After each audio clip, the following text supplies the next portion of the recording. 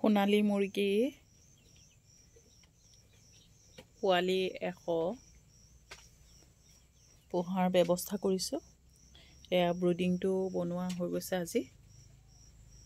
এই ধৰণে বনাইছোঁ। প্ৰথম বনাইছোঁ, নাজানো ভাল হৈছে বেয়া হৈছে, কেনেকুৱা হৈছে।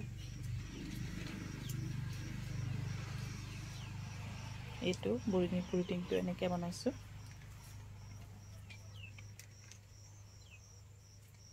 পেটিবোৰ দি ভুচি দিয়া আছে তলত। ভুচিৰ তলত চিমেণ্টৰ বস্তা কাটি কাটি পাৰি দিছোঁ। এতিয়া এটাত 200 ৱাটৰ বাল্ব লগাইছোঁ আৰু এটা 100।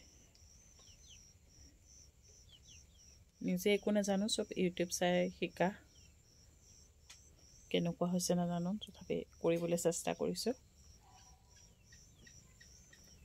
পোৱালি 1 ঘণ্টা বা 2 ঘণ্টাৰ লাগিব আহি পাওঁতে, আনিব গৈছে। এতিয়া ব্ৰুডিংটো অলপ আগতীয়াকৈ লাইট জ্বলাই পেলাই হিট দি গৰম কৰি থওঁ। এতিয়া পোৱালি অহাৰ লগে লগে সোমাই দিব পৰা যায়। ভুচিখিনি এতিয়া অকণ গৰম কৰিছোঁ।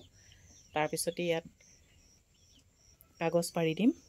পোৱালি অহাৰ লগে লগে ইয়াৰ ওপৰত উঠাই গৰু পানী যেনেকৈ ইউটিউবত দিয়া আছে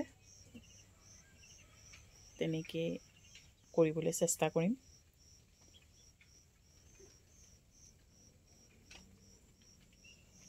এয়া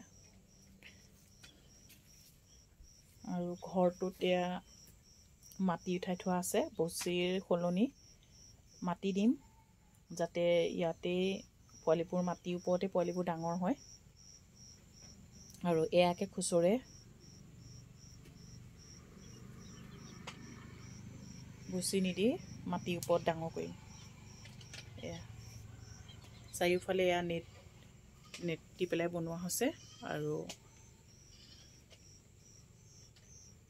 বাহিৰতে কভাৰ দিয়া হৈছে পানী কাপোৰ দি।